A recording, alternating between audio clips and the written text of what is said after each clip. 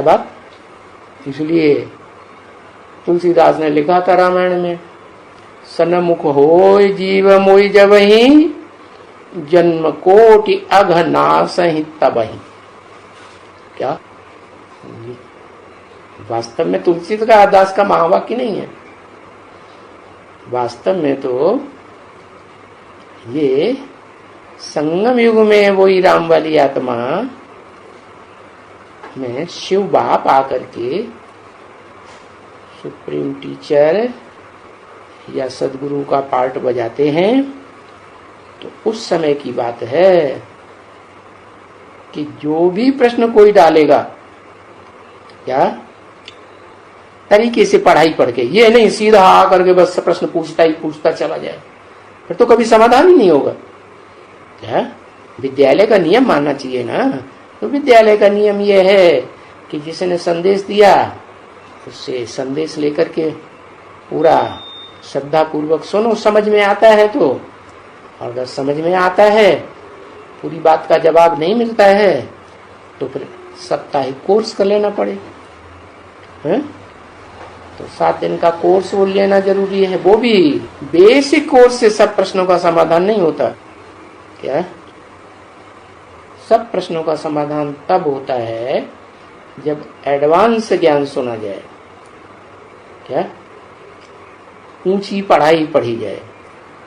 और एडवांस ज्ञान के ऊंची पढ़ाई के विद्यालय कॉलेज अलग होते हैं कि प्राइमरी स्कूल में ही पढ़ाया जाता है? अलग होते हैं, टीचर भी अलग और स्थान भी अलग और स्टूडेंट भी अलग हो जाते। तो वहां जाकर के तरीके से फिर साप्ताहिक कोर्स लेना पड़ेगा। कोर्स समझ में आ जाए तो बहनों से पूछा जाएगा, ये प्रश्न का समाधान, ये प्रश्न का समाधान, ये बात समझ में नहीं आई, क्लैरिटी नहीं है ज्ञान में। ज्ञान जल है तो जल में क्लैरिटी होनी चाहिए ना।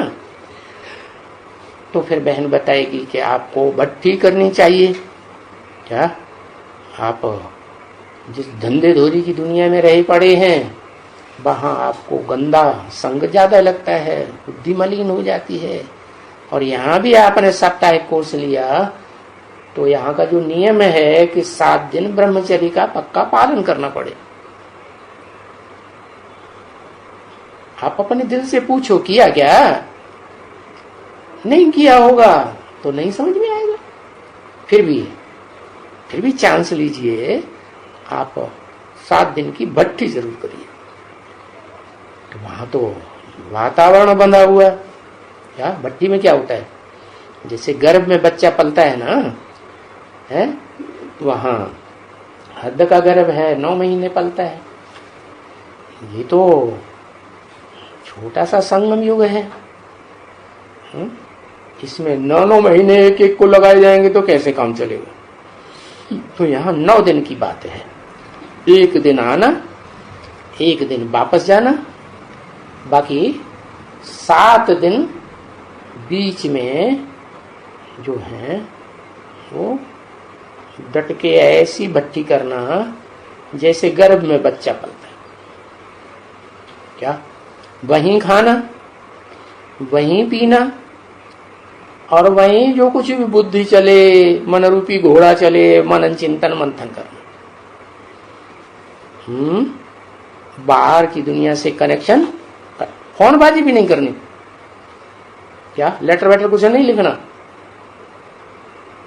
एकदम जैसे गर्भ में बच्चा पलता है एकांत, तो ऐसे ही तरीके से भट्टी करेंगे, ब्रह्मचर्य का पालन करेंगे, मन से, वचन से, कर्मेंद्रियों से। कहीं लीकेज होगा तो गड़बड़ होगा, ज्ञान पूरा नहीं समझ में आएगा। तो जैसी श्रद्धा विश्वास से भक्ति मार्ग में भी दिखाते हैं ना, 7 दिन का वो भागवत रखते हैं, 7 दिन की रामायण की कथा रखते हैं। तो जो रखते हैं घर परिवार में अपने, वो ब्रह्मचर्य का पालन करते हैं ना। तो ऐसे ही ये परंपरा जो भक्ति मार्ग में चल रही है वो यहाँ की है।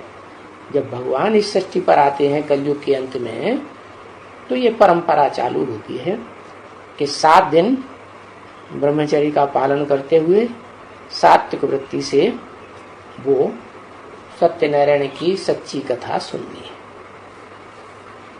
तो सुनेंगे तो सारी बात समझ में आएगी। फिर भी बाहर की दुनिया में आना जाना होता है, भक्ति करने के बाद धंधा धूरी के व्यक्ति हैं, तो रोज क्लास करना चाहिए।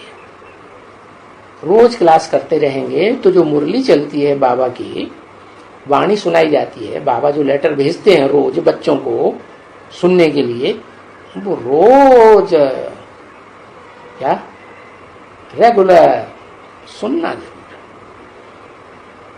उस मुरली में मोस्टली सारे प्रश्नों का समाधान होता है।